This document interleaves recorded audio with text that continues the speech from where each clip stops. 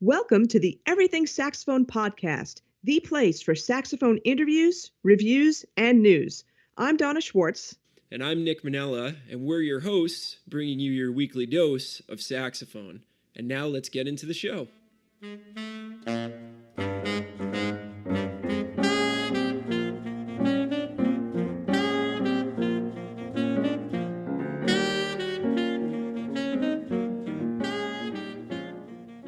Hey everybody, welcome back to episode 5 of the Everything Saxophone podcast. How are you?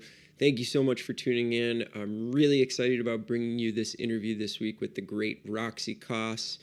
She's just put out a brand new album. We talk a lot about that, and we get into a lot of stuff that I know you guys are just going to love out there. So very excited for you to hear this. Before that, a couple of housekeeping items. Make sure you head over to our website, saxophonepodcast.com, and sign up for our mailing list so that you can keep up with all the things going on at the podcast. You will get notifications for new episodes and anything else that we put out that might be of interest to you. We're starting to get into doing some gear reviews and things like that. So you definitely want to be on that mailing list, and you get a fantastic free gift. You get the 5 best saxophone warm-up tips just for signing up. We'll send that over to you right away. So head over to the website. Also, we just started doing this last week with the Greg Fishman interview, but we are going to be making a Spotify playlist featuring all of our favorite tracks from the artists that we are interviewing. So we've done this for this episode. So if you want to hear some playing by Roxy, some of my favorite stuff that she has done, make sure you head over to the website, click on the show notes page for this episode, episode 5, and you will be able to find that Spotify playlist. So it's time for Shout Out of the Week. As you may know, we are a brand new podcast. We are only on episode 5, and ratings and reviews on iTunes are really kind of the lifeblood of a new podcast.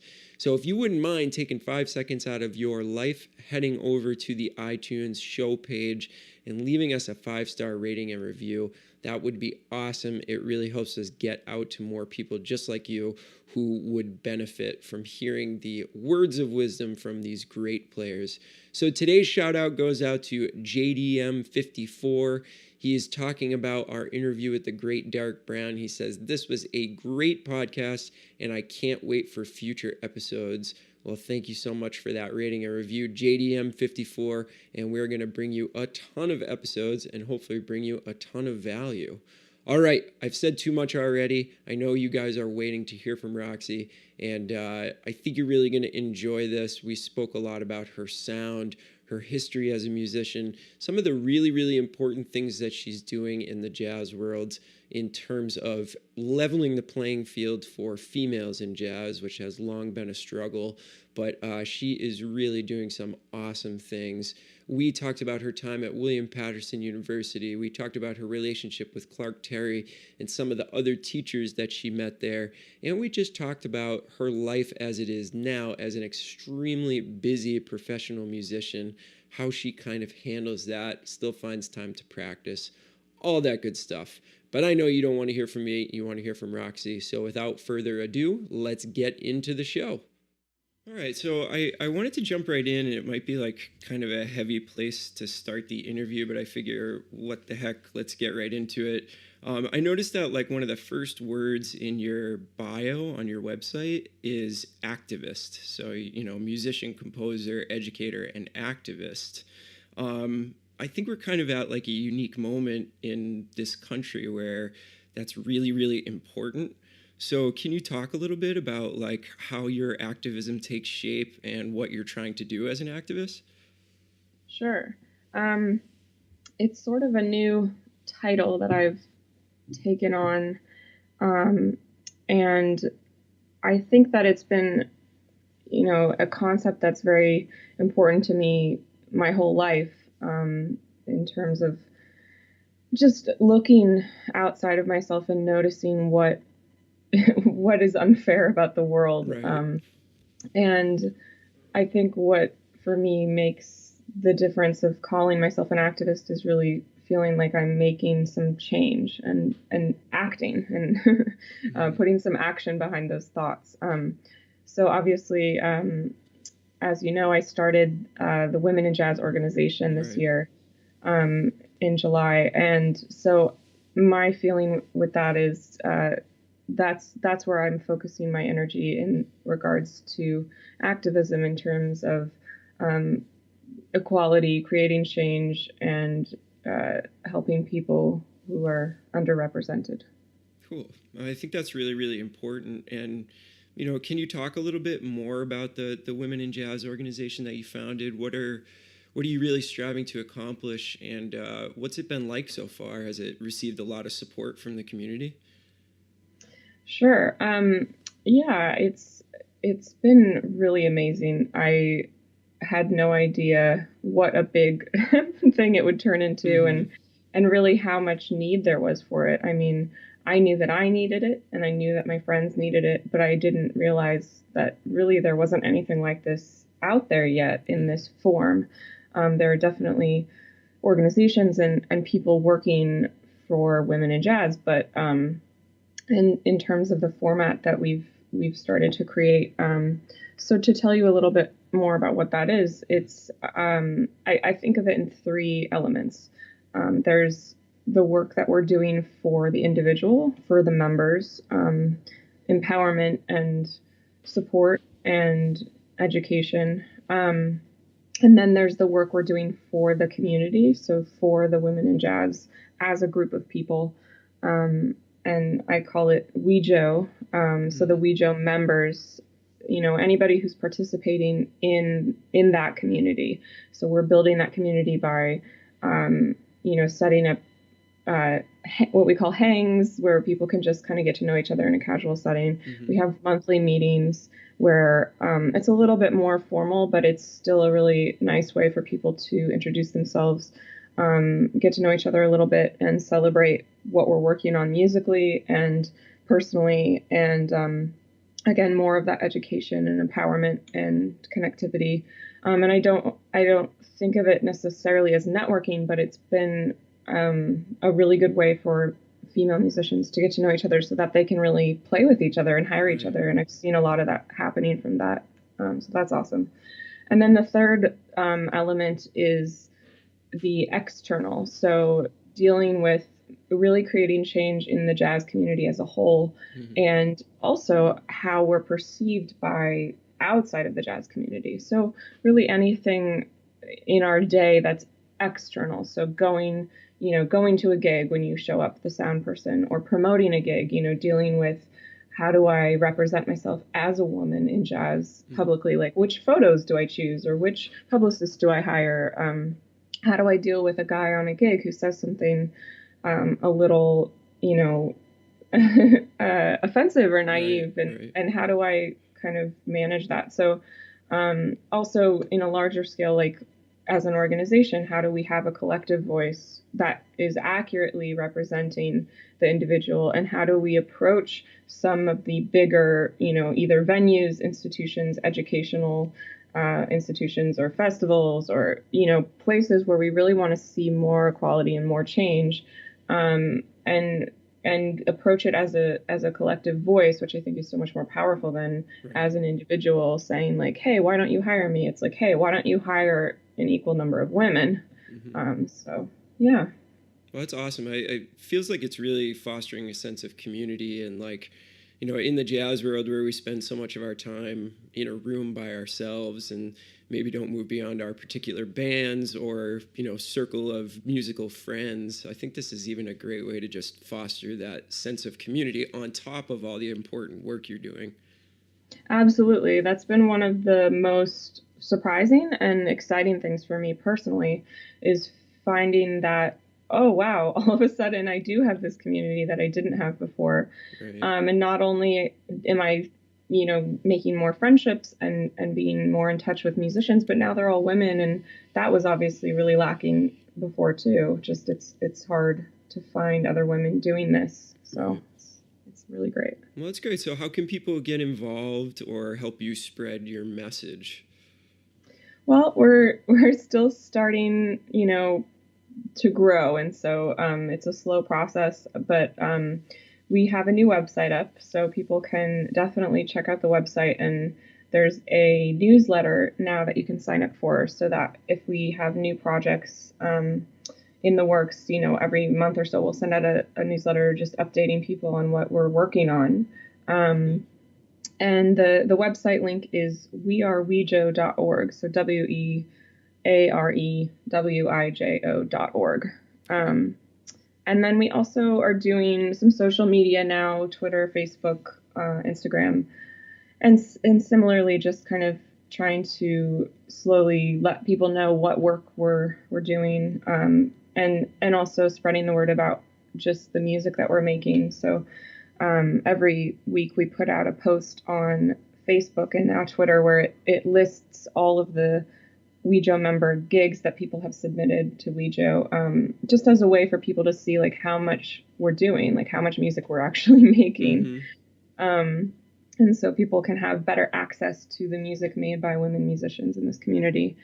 And we have some partnerships going on trying to build that as well. For instance, Jeff Hanley, who hosts Jazz After Hours and Jazz Happening Now, both shows, he's talked with me about, okay, I'm going to try to help push these gigs. Like when you guys have members that have new album releases, send them my way. And then when I announce it, I can actually plug the gigs that are going on as well. So we're working with people in the community who already have sort of a means to helping us and build. But there's going to be a lot more things in the works. We have a mentorship program we're setting up, and we've started doing some concerts and stuff like that as an organization. So it's really exciting. Well, it's awesome. Congratulations. And we'll definitely link to all your social media and the website, because I think it's definitely important that people know it's out there and people can get involved with it. So staying on the topic of this a little bit, but, getting into some of your musical experience, I wanted to talk to you about the Diva Jazz Orchestra and kind of what that's meant to you. I've actually been keeping up with this band since I was a little kid. Barbara Laranga, the trumpet player, actually taught at my high school. Oh, wow. Yeah, Great. and my dad was actually in a band for about 10 years with Leslie Havens. Awesome. So like this jazz orchestra was literally one of the first like real professional big bands I ever saw in my life. And I've just been keeping up with them ever since. And, some of the turnover with musicians, but the band is just amazing. So what has it been like to work with this group, and how important is it to you? It's been amazing. And I think, you said it so accurately, which so many times I hear people say, like, I've known about this band since I was a kid. And a lot of the work that we do is going into schools, whether it's, elementary, middle, high school, college programs around the country, and doing, either festivals or concerts, but also working with the kids. And I think it's just so awesome to hear that from a guy, because I hear that from women all the time. And I think it's really important for women to see women playing professionally, but it's also so important for men to see, and for boys to see women playing professionally and having those female role models. So that's really cool to hear that. But yeah, it's one of the first professional gigs that I had in New York when I moved to the city. The only real one before that I had was Clark Terry for sort of a week stand, his last week at the Blue Note. But the Diva Orchestra was like the first time I did a professional tour. They called me, and I went to Europe for 2 weeks with them for my first gig. So it was really jumping right in. Yeah. And I jumped right in, and I've been a part of the band ever since. And it's really, really important to me in terms of providing the only place I've ever had where it's, the music is the music. But when I leave the bandstand, for instance, on a 2-week tour, I'm with women. And so the hang, and everybody talks about the hang in the band. It's like the hang is so important. And not to take away from the music, because the music obviously is awesome and incredible, and all the musicians are the highest class caliber musicians. But the interesting thing, I think, for professional musicians, as you probably know well, is that most of our life isn't on the bandstand. You're on the bandstand for an hour of the day, not the other 23. And so when you're touring or when you're rehearsing or when you're, backstage after the sound check, all of these little moments in life, I think most jazz musicians, being male, have that experience with somebody who's a pal and a peer and a friend. And so to be able to have experiences where it's just women is so important, and was definitely for me an inspiration in creating Wejo. That's great. And I can remember, I have kind of a funny story about Barbara. I don't know, have you ever been in the band when she was in it, or? Oh, absolutely. Barbara is one of my good friends. Oh, yeah. She's the best. But I distinctly remember being in middle school and seeing trumpet players doing laps around the band room, or maybe doing push-ups or something like that. And be like, what are you doing?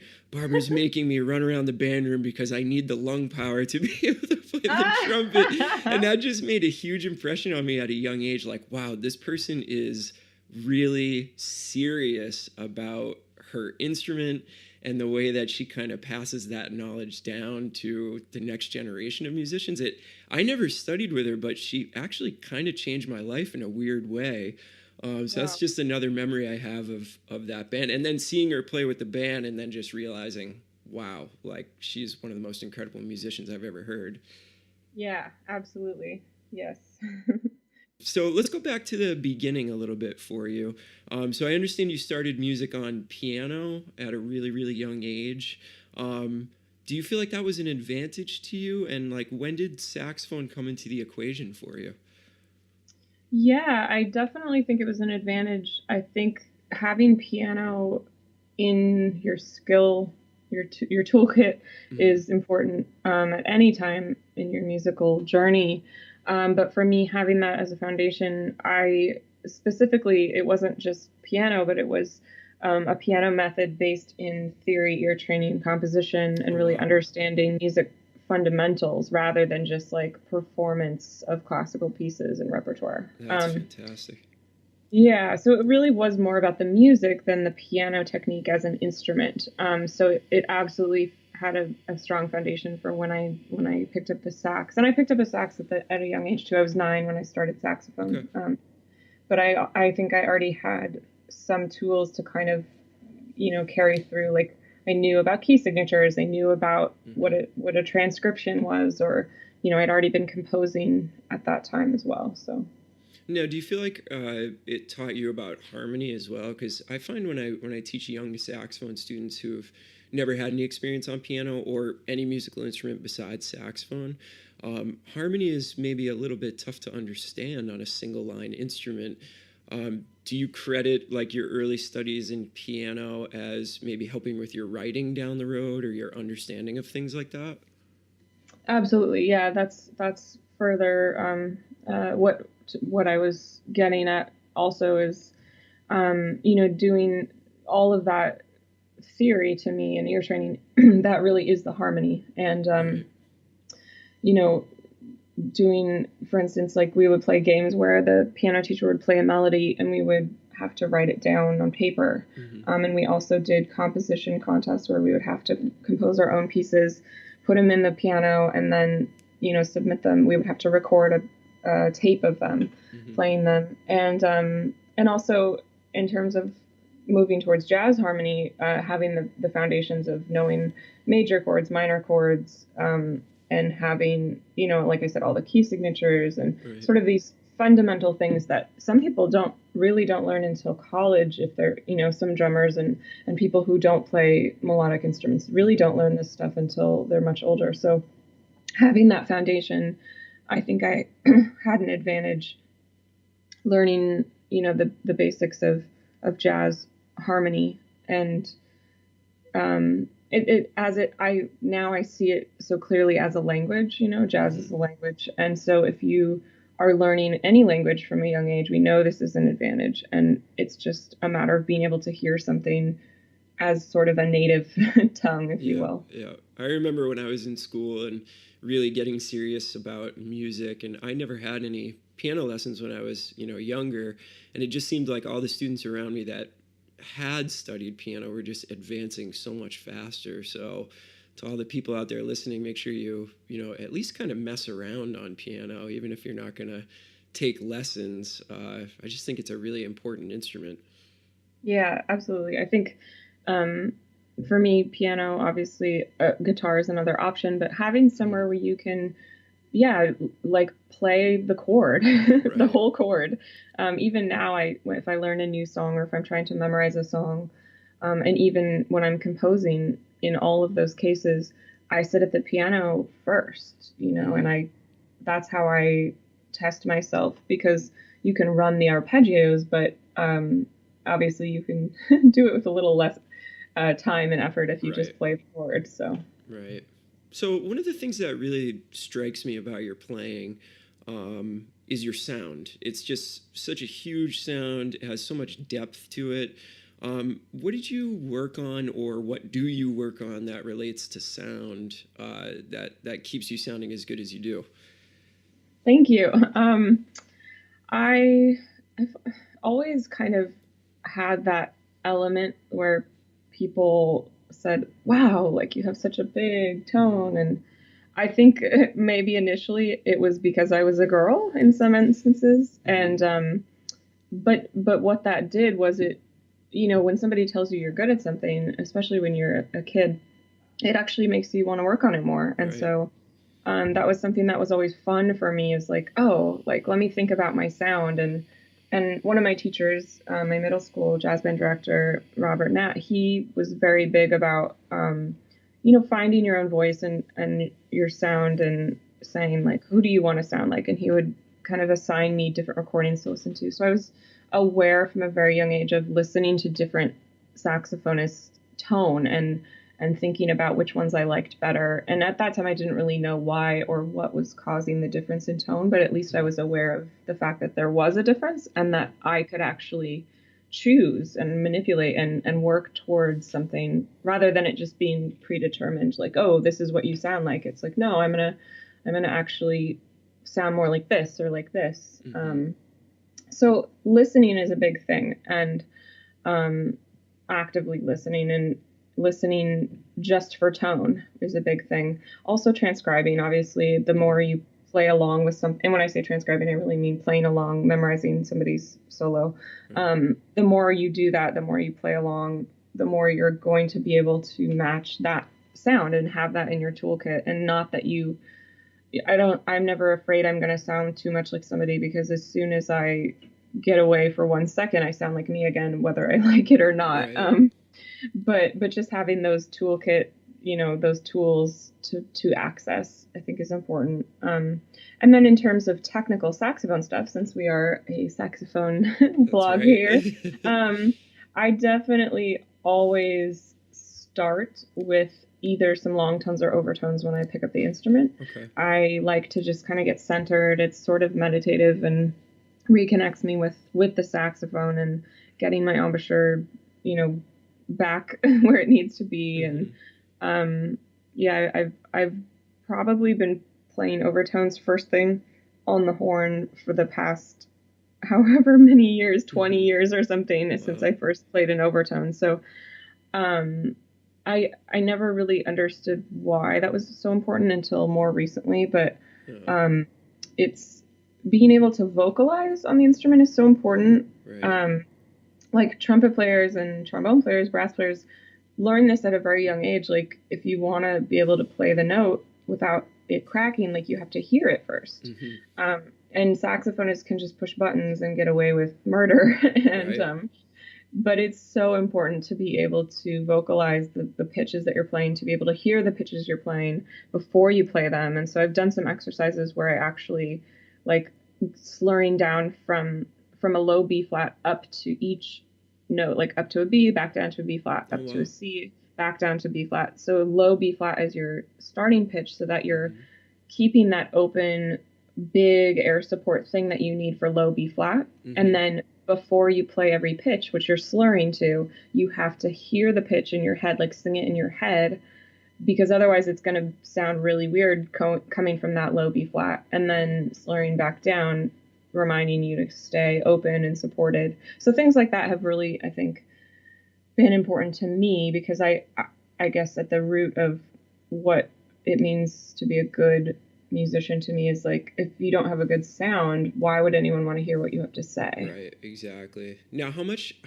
time do you, I know this is a big point of debate among saxophone players, and even in my own practice time, is, practicing long tones or overtones, it's actually taxing in kind of a weird way, mentally and physically.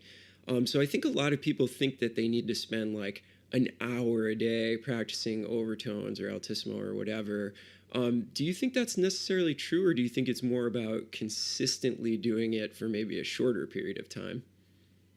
I think that in general in life, consistency is key. Yeah. I think that you can burn out really easily on anything in life if you do it too much in one sitting, Right. or multiple sittings in a short period of time. I totally agree. It's really taxing. And I remember in college trying to practice overtones for like a really long time and getting so frustrated. Right. And eventually that just makes you want to stop doing it because it's so frustrating. So nowadays, I say I do it every day, but these days it's probably less. It's like less than 10 minutes. Okay. And I really, now I've started adding onto that 10 minutes or whatever it is. I've been practicing with a drone, like a cello drone. Mm-hmm. And that has added in a new way of practicing long tones. And so I'll just do one track per day, like maybe Right. twice through the track if I'm really ambitious, but, and that's about 6 minutes. So at the very maximum, I'm doing 15 minutes of that versus, at the minimum, maybe just like 3 minutes or something. Right.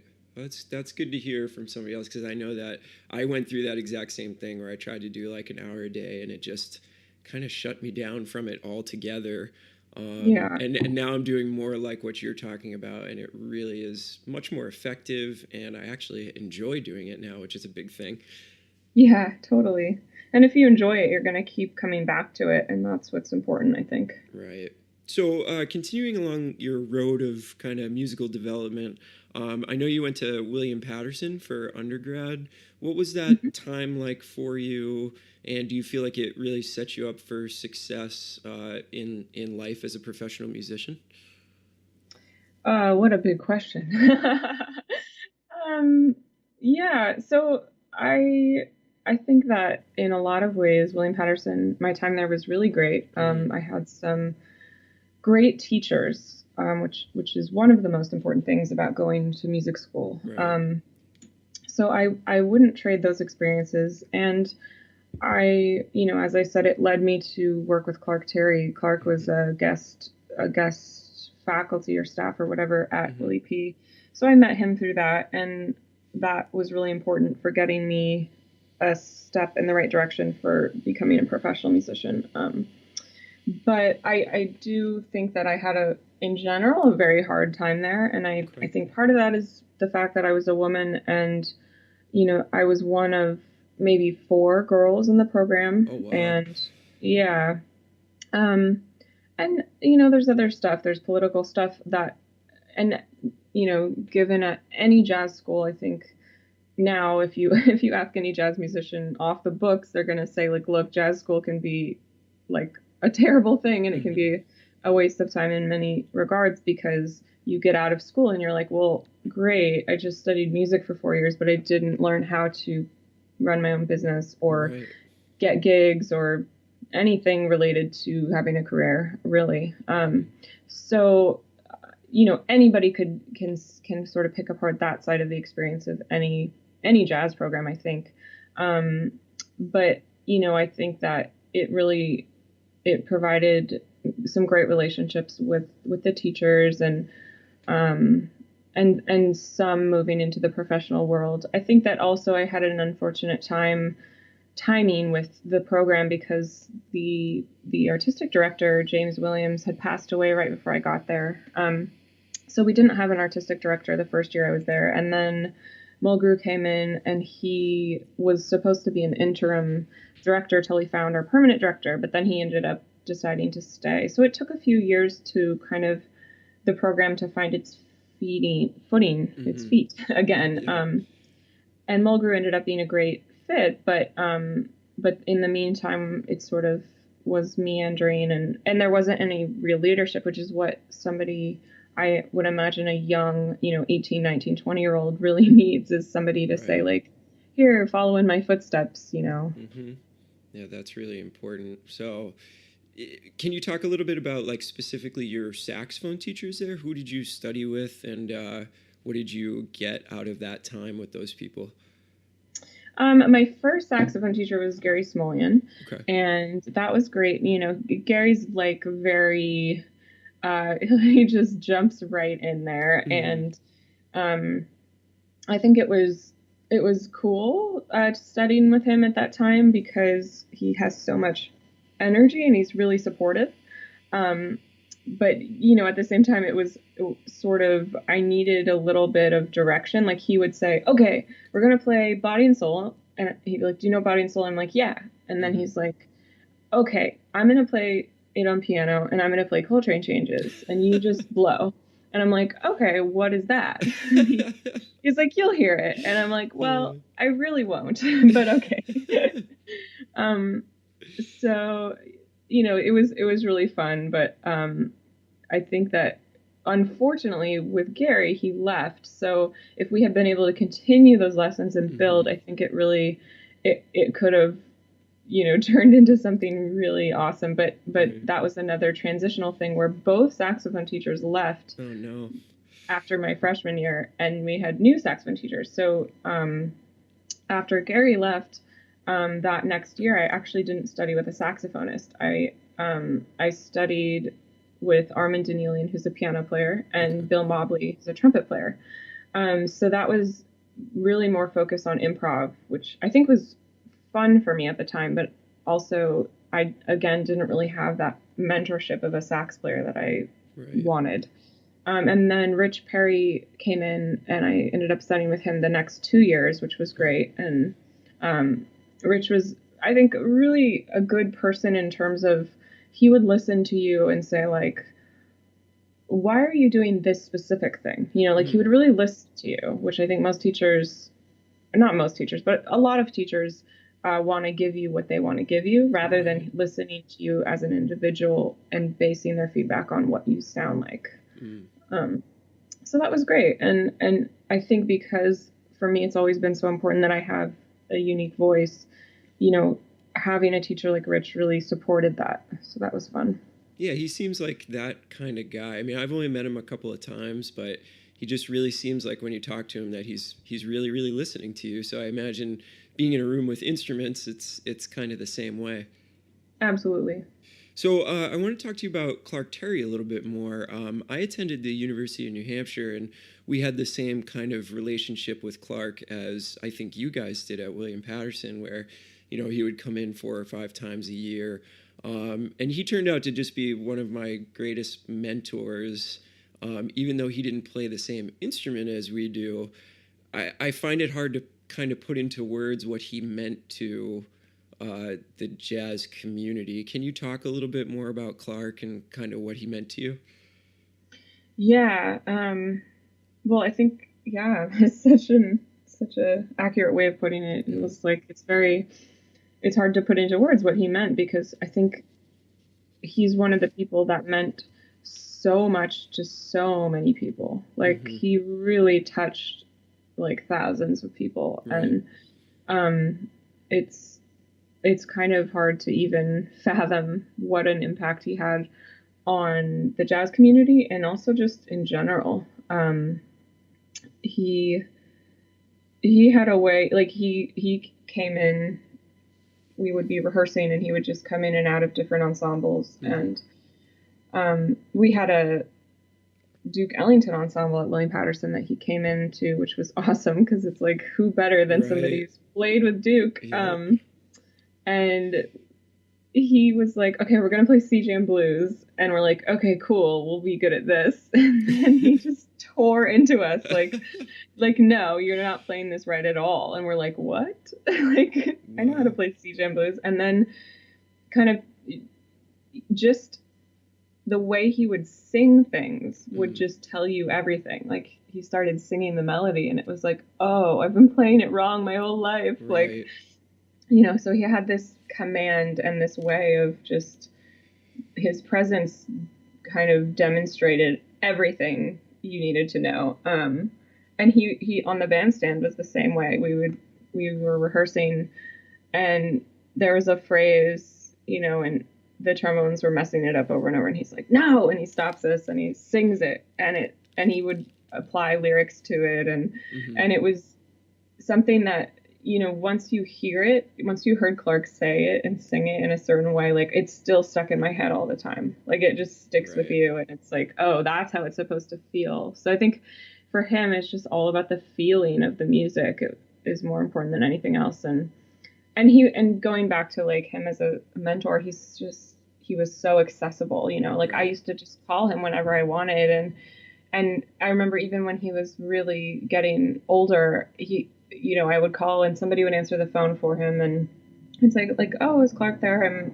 I'm Roxy. And they'd be like, oh, he's sleeping. And then they'd be like, oh, wait, hold on. And then he comes on the phone. He's like, Roxy? Oh, it's okay. I said, sorry I had to wake you, Clark. He's like, oh, I can talk to you anytime. I don't care. And I'm like, wow. Yeah, he really was like that. It's really awesome to hear, somebody else that had a different experience with him, talk about him like that. And I can relate to all of it. So thanks for speaking a little bit on that. I just think he was so important. So what was your transition like from school to real life as a musician? I mean, were you already kind of living as a professional musician when you got towards the end of your school time, or was there a big transition involved in that? I think that gig was the big transition moment. I was in my last semester of school then, and I had moved to the city my senior year. So I was commuting back to William Patterson, which is only about a 20-minute drive. But so, I was kind of getting my feet wet. I moved to the city, and then that gig was in, the winter, early spring. And that was the first time I was really gigging. I mean, a lot of people, my peers would had professional gigs, and I didn't. I think partly because, being a sax player, like, there's so many sax players, especially in New York. And so most people don't need a sax player. They need a bassist, they need a drummer, but they don't need a sax player. Right. And part of it also was like, I didn't know what to do. I didn't know to go out to jam sessions or to go out and introduce myself to people I wanted to play with. I just didn't know how that worked. And so again, that was one of the reasons I think it was so important that I played with Clark and kind of got my feet wet there, because it was sort of a big announcement, like, of all the gigs you're doing, this is a huge gig to have as your first gig, and introduced me to that scene. And I remember very distinctly feeling like, wow, I don't know what I'm supposed to do when I have gigs like this. Like, what do you do with the rest of your day? Like, I don't want to practice too much, but I do want to play, and like, what else do I do? And so then you start to learn as time goes by, like, what you need to add into your professional life day. What does that routine look like? But it definitely took a few years for me to feel comfortable as a professional musician, because, like I mentioned, we don't really learn that. Nobody really told me what to do, and you kind of have to figure it out on your own and look at what other people are doing. And for the first couple of years after I graduated, I really felt lost. I didn't know what I was going to do or how to do it. And I didn't even know if I wanted to be a jazz musician anymore, because it was like, what does this even look like, Right. But the more I put myself out there, and I had some after I graduated, I had some lessons with Ingrid Jensen, and she really helped. She was a big mentor for me, and I got a weekly gig going with my own group, and having just a chance to play regularly. It sounds so obvious, but it's like I said, being a sax player, people weren't calling me at that point in my career to do side musician work. So I had to create my own opportunities to play if I wanted to play. If I wanted a gig, I had to like go to the restaurant and be like, please have live music at your restaurant. Right. And so once I had some outlets to play, I reaffirmed, like, yes, this is what I want to do. And so ever since then, it's really been a process of creating my own opportunities. And then as that happens and those grow, people start to see you from the outside and maybe hire you to do other stuff. But in the meantime, that's been kind of at the root of my professional work, is like doing my own thing. And obviously I've had my own band now since then. So. Right. Well, it sounds like, those lessons with Ingrid were kind of like a turning point for you. What did she say to you or instill in you that made you realize, like, okay, this is definitely what I want to do with my life? I think the first big thing was just seeing a woman doing it, because other than her, there weren't very many women accessible to me who I saw doing it. I had been studying with Ingrid Drummond on flute, and so she was also a mentor in that way, but she was closer in age to me. So I had seen her come through the same high school and moved to New York. She was just above me. So Ingrid was more like, she had been on the scene for years. She had been doing this. She knew, she had played with all the cats. And so just that visibility of like, oh, a woman can actually do this for a lifestyle, for a career choice, was very important. And that wasn't anything she could say, but really just being there was important. And then the one thing she did say to me that was so important, and it sounds so obvious, but she just, I was talking to her about like all my frustrations and like questions, and she just looked at me. She's like, just keep the horn in your mouth. Just keep playing no matter what. Yep. Just keep playing. Play as much as you can, and everything else will work itself out. And then from there, she kind of expanded and said, like, gave me some ideas of how to get gigs or how to play or whatever. But that concept, nobody had ever said it to me. And I think a lot of music students get really caught up in the technical things and the little details. But it's like, you know what? Any work you do is going to pay off. So if you just keep playing, let the music speak for itself and focus on the music rather than on all this other stuff. Yeah, that's such good advice, because, you can get fed up with your routine as a player or hit some roadblocks or whatever. But if you just kind of goes back to the consistency thing, if you just keep at it every day, something is going to happen. Absolutely. And like Clark, his big slogan, keep on keeping on. Right, it's like, right. It's all in there, tied together. Yeah. All right. So I have one more question about kind of your life as a professional musician. Then I want to talk a little bit about your new album. But now that you have, an established career, and I'm sure you are super busy, have a lot of things to do outside of music just to kind of keep the career going. What does your practice time look like? Do you get as much as you'd like? And how crazy is it to find that uninterrupted time to be on the horn and keep everything going? Such a good question. Well, I don't feel like I have enough time on the horn, and but I think that's always been my feeling.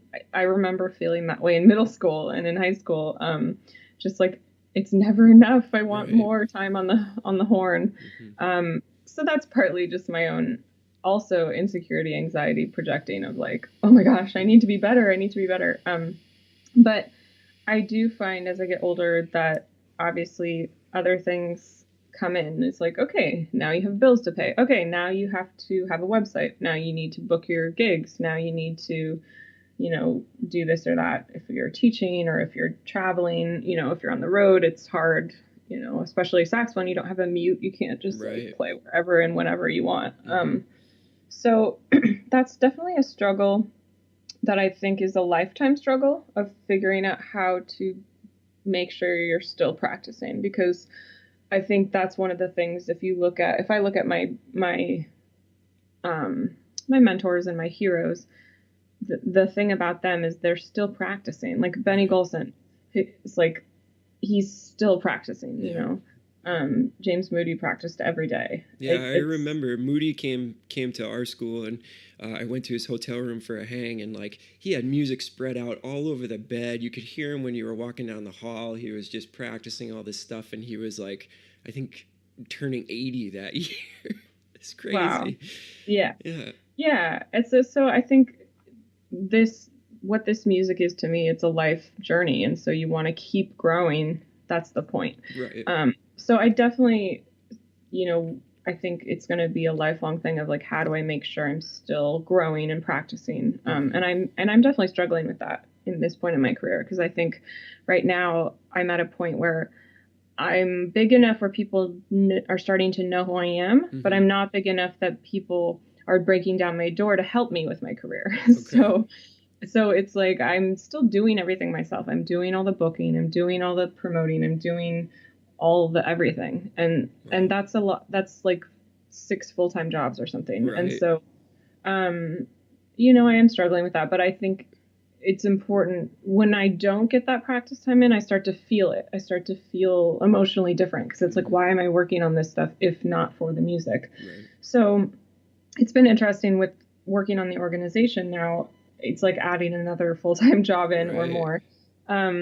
What I've noticed is after I've worked on that, coming back to music feels more exciting. It feels more passionate. It feels like more of a relief than it did before. So it's actually been really nice to kind of rekindle that passion, because I think you have to also find ways to do that as you get older and more jaded, and you just kind of say like, oh, I still love this so much and I want to play as much as I can. And also finding different ways, you know, maybe one day you don't have a million hours on the instrument, but maybe you've listened to a symphony, or you've gone out and heard a live show, or you've sat at the piano and composed for 4 hours or something. So it looks a little bit different as you get older and time moves differently.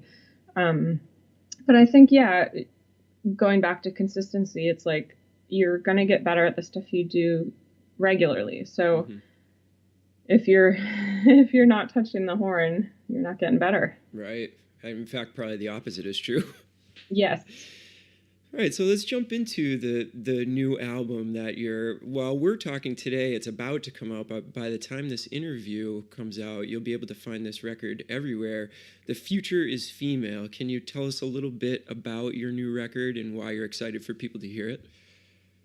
Yeah, I'm very excited. I have kind of, you know, every time you release an album, it's, so far for me, the experience has been sort of like a new baby, and like it's so exciting to actually have it come to fruition, because it's something you've had in your head for a long time and you've been working on for a long time, and so you get to kind of finally share that with everyone else. So I first had the idea for this album last year. You know, the election and the Women's March and all of these things sort of led to this idea. And it also was happening simultaneously that I was putting WeJo together, and the organization came to fruition around the same time I was getting ready to record. Okay. So this concept has been sort of the theme of my last year or two, and I feel very close to the message. All of the music is very personal, but it's also very, I think, relevant. I think all the messages that are, you know, the conceptual elements of this album are very timely and important, and I feel very strongly about all of this material. I have always felt that music needs to have a message and a context. You know, of course, good music is good music, and it's like art. It's like aesthetically, if it looks good, or aesthetically, if it sounds good, there's value in that. But to me, how do we go beyond that and connect with the audience in a way that somebody who's not a musician can feel it in the same way you feel it, and can get something out of it that they can take into their lives, you know, and spreading something, whether it's joy or whether it's making them feel the sadness that they've been suppressing. I've had experiences like that where people come up to me and they're crying. They say like, oh, I haven't thought about this loss until I heard this song you played. And so it can really evoke things for people. And I think that's what this is about. It's about connecting with people. And this particular project just happens to be focused on a certain group of ideas and messages that I think are very relevant to what's going on right now. Yeah, and I really respect that, because I think like throughout the history of jazz, it really has always been kind of a sign of the times, and has been really important to the direction that, you know, our country's going. So I think it's really cool that you're your album is sort of based on and in the tradition of that, where you're really kind of reflecting what's going on around you while you're writing this music and presenting it to the world. So congratulations. I think that's awesome. Thank you so much. So what's your process like when you make a record like this? So, obviously writing the music, I'm sure, is kind of the most intense and time-intensive part of it. But after it's written, what's the process like of, assembling a band, rehearsing, and kind of all the stuff that leads up to the actual record date? Yeah, well, absolutely. The composition is the most time-consuming for me. Mm-hmm. It's been different every record because every record has been different.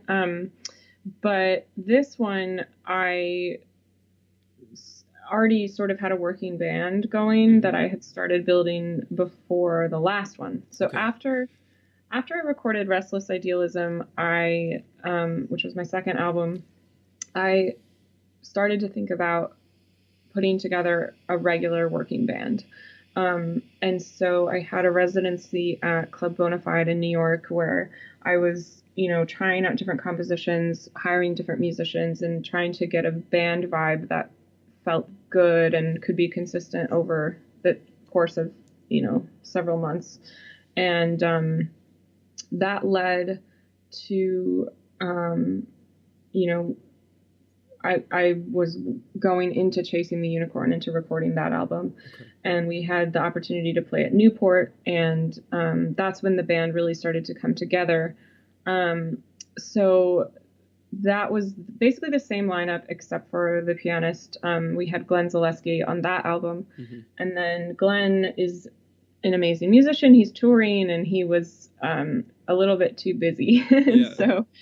So then I was back to the drawing board, and then Mickey had been somebody who had played all the way back at the first Club Bonafide gig, and I had always loved her playing and had more of a chance to get to know her in that time between. And so I was like, okay, Mickey needs to be on this record. And so Mickey became a part of the band at that point. And so we started doing all the gigs with this lineup to kind of see how that would feel. And that felt really good. So that became the band. And the music sort of evolves over a long period of time. Right. So some of the compositions on this album, on The Future's Female, are things that I wrote actually years ago, but never found the right context for. Okay. Whether it was like it wasn't the right musicians, or I hadn't found the right arrangement, or it needed something different. Like, for instance, this needs like a reharmonization, or it needs a new melodic section to like make it more interesting. Mm-hmm. So these were things, a few of these compositions were things that when I first wrote them, I maybe wasn't as capable, and so I wasn't able to fully realize the idea. So coming back to them was a really fun experience to be able to say like, with my new tools and my new knowledge, I can actually make this tune into something really cool and feature these band members in a great way. And then about half of the music is brand new, working on it up until the very last moment, like the day before. And so that was a lot of time and energy spent doing these new tunes. And so some of them, we had a few weeks or months to kind of work on them as a band. But, the nature of the modern day working musician is that even if I say a few months, that means like maybe we had a gig 3 months ago. Right. It doesn't mean we're in the rehearsal room for 3 months. Yeah. So it's more a matter of me having it in my head that long rather than the band actually playing it that long together. And yeah, we had one gig, which was really helpful, actually. We had one gig right before the recording session where we were able to play everything down and see if anything needed last minute tweaking at all. And then we had a rehearsal after that where we could really address anything that needed to be addressed. But yeah, it's a process that, first I sit at the piano and I get a rough idea, and then I do some arranging on the computer. Then I bring it to the band, we rehearse it, and then hopefully we perform it, and then we can further revise it from there. And then even some of it is like we record it and it's like, this intro was way too long, and I just have to edit it post-recording. Yeah. Well, that's interesting. I always like to hear kind of the process behind some of the music I'm listening to, and it's one of the perks of this job that I kind of get to ask people what goes into the recording. So it's really interesting to hear you talk about it before I actually get to listen to the music. So I got a couple more questions for you. I don't want to take up too much of your time, but here's a question that I don't get to ask many guests. I know you're married to Lucas Pino, who is also like one of the most fantastic tenor players I've ever heard. So what is it like, being with someone who's also an extremely high-level musician, super busy, just like you? Do you guys even get to see each other? Barely. Yeah, right. It can be very hard for that reason. This year in particular has been one where Lucas has been gone probably, he was gone October through January. And then the times where he was here, I happened to leave. Right. So it can be a challenge in that way.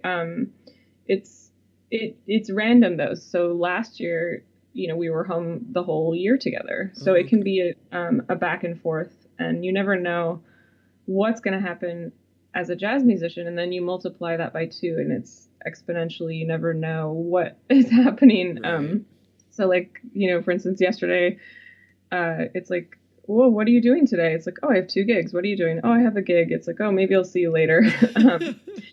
So that's interesting. But I think, there's, for me, and I think for him, this is our life. And so to have a partner that understands what that is musically, what it is emotionally, and what it is also for touring is important to be able to support each other. And, I don't know, it might be a little bit more difficult if you have a partner that doesn't do this or understand it. And then you say, look, I'm leaving for the next 4 months. Right.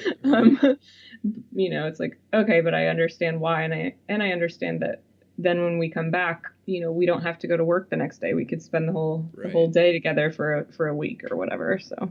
Yeah, I mean, a lot of advantages and disadvantages, but like you said, just having somebody who knows where you're coming from and knows also how difficult it is to be a professional musician is probably kind of a great thing, I would imagine. Yeah, and it's great to be able to connect that way emotionally, like to say, hey, like, will you listen to my album, like my rough mixes, and tell me what you think, and you trust that person musically and personally. That's rare, I think, to have that connection in such a deep way. All right, so here is 5 questions. They're really, really short questions that I like to ask everybody that comes on the show. And I just find it really interesting to hear all of the different answers that come back. So the first one is, what is one educational material that you feel like you couldn't live without? And this could be something you use for yourself, something you use with students, just something that relates to, educating yourself or others about music that you feel like you couldn't live without. That's a great question. And maybe has changed a lot over time. So I'm trying to think about something that I've used all the way since the first time I was teaching. Okay. Because obviously as technology changes, we have different tools available. Right. I think that maybe I would say, this is going to sound hilarious, but Jamie Aebersold. Okay. Yeah, no, that's great. Yeah. I think, like I was saying earlier about kind of performance and gigs, it's so important to play and to have a chance to practice playing. And we can sit here all day and run scales and exercises, but if you don't put them into context as an improviser, you're not actually practicing the thing that you're going to be doing on stage. So, right. I mean, obviously it doesn't replace playing with a band, but having a chance to play tunes with a play along, I think, is really invaluable. Yeah, and like you said about technology evolving, like I find myself using like iReal Pro more and more just because of the flexibility, but there's nothing like going back to those Aebersold recordings and getting to play with those legendary musicians that he had on those dates. It almost feels like you're there in the room with them. Yeah, absolutely. And you can use it in that way too. Like, whereas iReal Book, like you said, it has flexibility, but if you're playing with a play along, you could even not that I don't know if I've even ever done this, but there's endless ideas. For instance, you could like say, oh, I'm going to practice playing what the piano player is playing or something. So my next question, and we may have already touched on this a little bit, but out of the teachers that you talked about, and it might be hard to just pick one, but who do you feel like was the most important teacher to you and why? Wow. I think that's a really hard question. Yeah, it's been the hardest one for almost everybody. I hate to pick one, but Right. I would say Robert Nat, who was my middle school jazz band director, because that was the first time I played jazz. Right. And so he really sparked the joy and the passion for jazz that I developed. And he also, like I was mentioning, introduced me to the idea of having your own voice. And also he introduced me to the tenor sax, which I think if I hadn't switched, like the alto wasn't as deep of a connection. He had some sort of gift for matching people with their instrument. That's great. So, yeah. Yeah, and it's funny actually how many people will go back to like their first teacher, their middle school teacher, elementary school teacher, and I think that's really interesting and just shows how important those folks are. My next one is what is one thing that you make every single student work on without exception? Oh, scales, major scales. Yeah. Awesome. I mean, sound, I'm cheating, but sound for sure. Right. But yeah, you can work on sound through other things such as scales. Cool. So what's one personal quality or characteristic that you feel makes somebody successful in music? Oh, wow. Say that again. So one personal quality or like characteristic of a person that you think would help them in the field of music. I guess going back to consistency, I would say determinism, or like, having that tenacity, whether it's just being stubborn or having a deep sense of commitment, whatever it is that makes you keep coming back to something. Awesome. And my final question is, what is the best musical purchase under or around $100 that maybe you've made in the past year? Something that's like accessible to most of the folks out there that you feel like has really helped you. Can I say two things? Yeah, of course. One would be, I am a little embarrassed to say this, but Apple Music. Okay, all right. Having the ability to download anything on my phone has allowed me to like listen to a lot more new recordings that I might not be able to afford buying. But I want to check out what my peers are doing. I want to make sure I'm current on what the jazz scene is, and so being able to listen to that stuff is great. And I think Apple is at least a little bit better than Spotify, so I've heard. So, and then the other thing is my sax harness. It's a little, I think it's more than 100, but I had some throat issues, and so switching from a neck strap to a harness has been really important in me actually continuing to play. So I've been using a Van Doren harness, and it's really taken the pressure off my neck, which is awesome. Oh, that's fantastic. Cool. Well, we got through all 5, and I just want to really thank you for your time and all of the knowledge and wisdom that you've bestowed on us. So thanks a lot for doing this. Yeah, thanks for having me. It was really fun. So that was one of my favorite interviews that I have done so far. Roxy was just incredibly giving with her time and a lot of the information she's giving. And she really just opened my eyes a lot to, what she does on a daily basis, how she handles a lot of the aspects of her career that I think a lot of us wonder about sometimes. And there's even some things in there that she said that I know I'm going to put into practice in my own life as a musician in my own career. So thanks to Roxy for coming on the show, and thanks for a really fantastic interview. I hope all of you out there got as much out of it as I did. And make sure you go and check out everything that Roxy has going on. Her album is out. When we were talking, it was like on the eve of it coming out, but it's out now. And we've got the links to all of her sites, the Women in Jazz organization, her new album, her personal website.